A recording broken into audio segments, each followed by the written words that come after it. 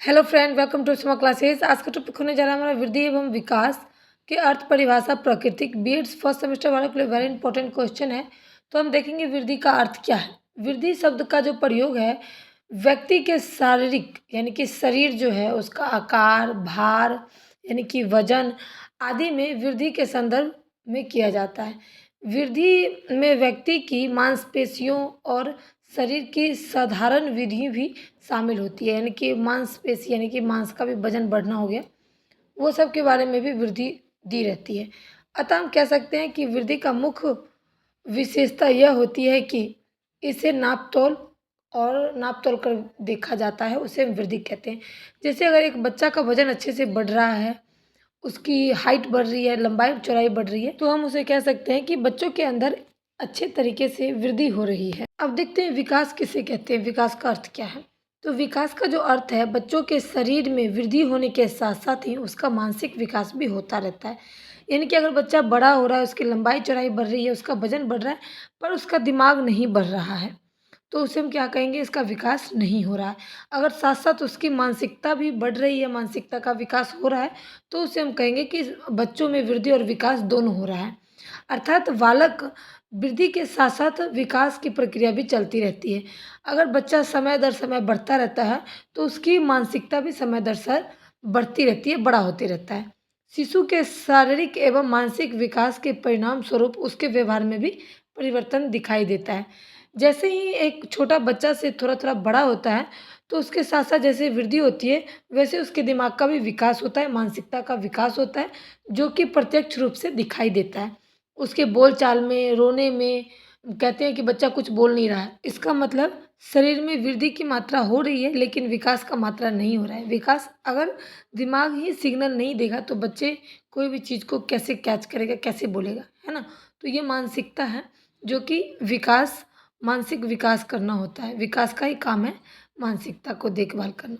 उसके बाद देखेंगे कि विभिन्न प्रक्रियाएं ऐसी होती है जिनको योग्यता भी प्रदान करती है विकास, और कई चीज़ ऐसी होती है जिनको सीखने और समझने के लिए भी हमें विकास यानी कि मानसिकता का जरूरत पड़ती है, जिसको हम विकास के जरिए रखते हैं।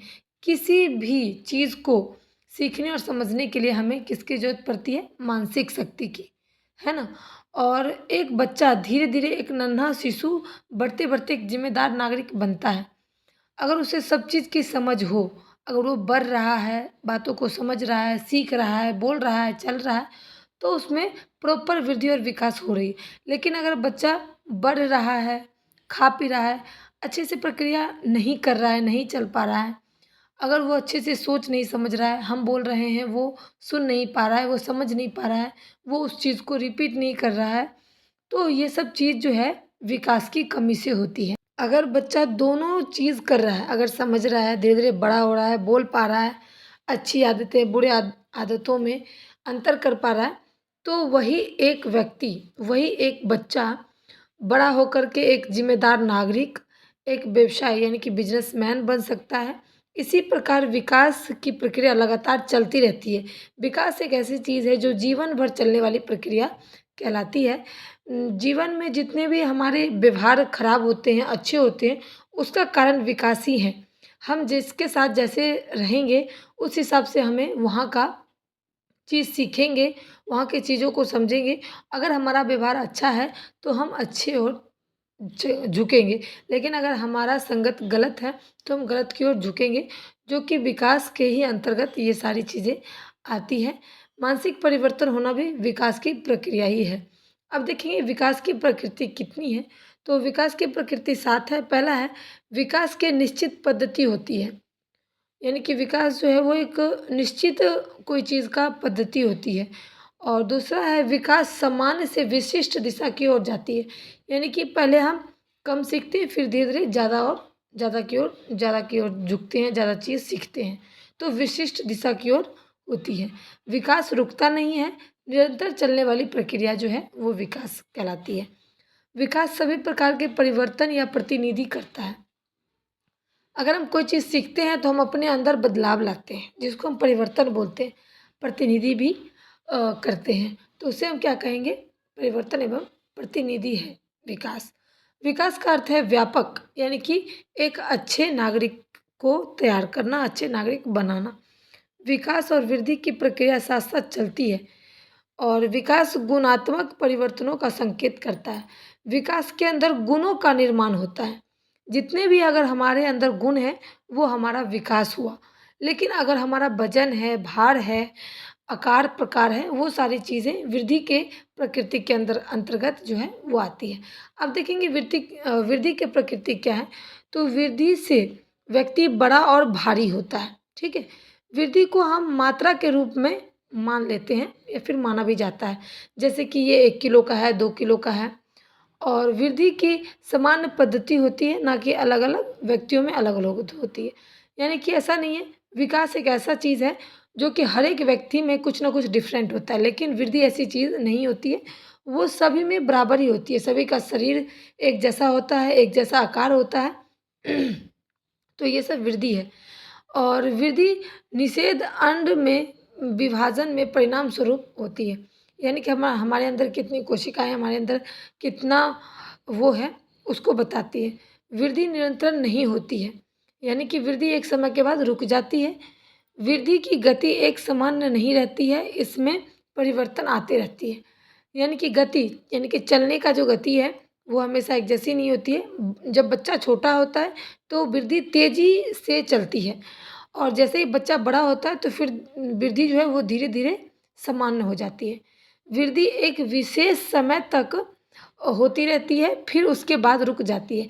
यानी कि 15-16 साल तक हर एक बच्चों में वृद्धि होती रहती है, उसके बाद जो है वो अस्थायी रूप से रुक जाती है। वृद्धि आंतरिक रूप में होती है, आंतरिक रूप से होती है, यानी कि हमारे शरीर के अंदर जितनी भी चीज़ें होती हैं वो वृद्धि कहलाती है, ठीक है। स्त्रियों में पुरुष की अपेक्षा वृद्धि तीव्र होती है, यानी कि स्त्री हो या पुरुष, उसमें अंदर की जो अपेक्षाएं हैं वो वृद्धि ही कहलाती है, और अंदर की अपेक्षा हमेशा तीव्र होती है। अगर हम कोई चीज़ सही गलत का निर्णय करना होगा तो उसमें हमारा दिमाग ज़्यादा हलचल करेगा, तो ये क्या है, वृद्धि है। वृद्धि वंशानुक्रम एवं वातावरण की अंतरक्रिया से होती है। यानी कि अगर एक बच्चा को एक परिवार अगर जन्म देता है तो उस वो परिवार पे चला जाता है, उनके वंशों पे चला जाता है, क्योंकि आप देखे होंगे हर एक परिवार का बच्चा अलग अलग आकार प्रकार के दिखते हैं। तो उनका जो वृद्धि है वो वंशानुक्रम, यानी कि हमारे जो मम्मी पापा हैं तो हम उनके तरह दिखेंगे, दादा दादी की तरह दिखते हैं। उसके बाद आता है शिशु काल में वृद्धि तीव्र गति से होती है, जैसे कि मैंने अभी भी बताया था, लेकिन उसके बाद धीमी हो जाती है। शरीर और मानसिक शारीरिक और मानसिक में वृद्धि का आपस में गहरा संबंध होता है। अगर हमारा शरीर वृद्धि कर रहा है और मानसिक नहीं, तो उसमें दिक्कत आ जाती है। इसलिए शरीर उसको बार बार दिमाग को टॉर्चर करता है, बार बार उसको सिग्नल देता है, तभी जाके दिमाग कोई भी चीज़ को कैच करता है। तो इसलिए वो शारीरिक और मानसिक का आपस में बहुत ही गहरा संबंध माना गया है। 12 नंबर है, जब कद में वृद्धि होती है तो भार कम हो जाता है। अगर आप देखोगे जो ज़्यादा लंबा आदमी होता है उसका वजन जो है वो कम हो जाता है। 14 नंबर है, स्वास्थ्य और भोजन शारीरिक और मानसिक वृद्धि को प्रभावित करती है। हमारा स्वास्थ्य कैसा है वो हमारे शरीर को प्रभावित करता है, और भोजन भी जो है वो हमारे मानसिक, हम जैसे भोजन करेंगे हमारा मानसिकता वैसी ही होती है। इसलिए कहते हैं स्वच्छ भोजन करें और दिमाग को भी साफ रखें। शरीर की शारीरिक की वृद्धि को देखना मानसिक वृद्धि की अपेक्षा सरल होती है। यानी कि शरीर की वृद्धि को देखना जो है वो आप आराम से देख सकते हैं कि शरीर की वृद्धि हो रही है, लेकिन मानसिक वृद्धि हो रही है या नहीं वो देखना थोड़ा कठिन होता है, क्योंकि वो अंदर की चीज़ होती है।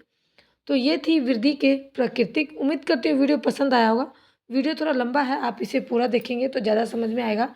मेरी तबीयत थोड़ा ठीक नहीं है, गला खराब होने के कारण मेरी आवाज़ उतनी क्लियर नहीं हो पा रही है, तो उसके लिए माफ़ी चाहूँगी। वीडियो पसंद आए like share support. Thanks for watching my video.